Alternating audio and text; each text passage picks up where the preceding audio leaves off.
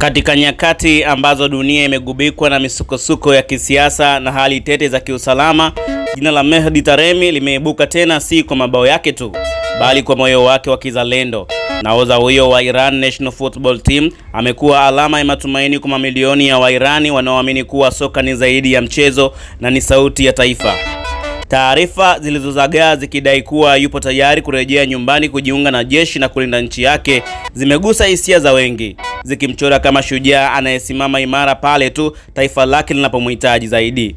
Hata kama baadhi ya taarifa hizo hazijathibitishwa rasmi, ujumbe wake ni mmoja: mapenzi kwa nchi yako hayapimi kwa maneno bali kwa matendo. Wakati huo huo, macho ya dunia yanaelekeza kwenye FIFA World Cup mwaka 2026, mashindano makubwa zaidi ya soka yatakayofanyika kule nchini Marekani, Canada na Mexico. Irani tayari ilishakata tiketi ya kushiriki baada ya kampeni madhubuti ya kufuzu, jambo lililowasha moto kwa furaha kwa mashabiki wao.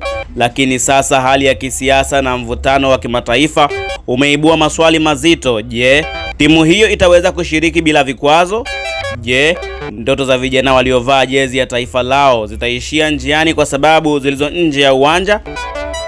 Kwa sasa jibu la moja kwa moja ni kwamba Irani imefuzu na inastahili kushiriki kombe la dunia mwaka 2026.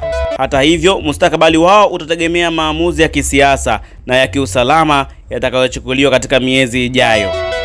Hii ni simulizi ya taifa lililopo kwenye njia panda kati ya ndoto ya mpira na uhalisia wa dunia.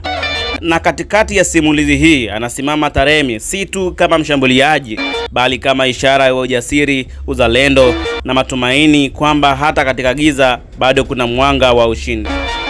Mimi ni Steven Kamil na hii ni Spruce Online TV. Hivyo basi usiache kusubscribe, kulike, comment na kushare ili wa kwanza kupata update na makala.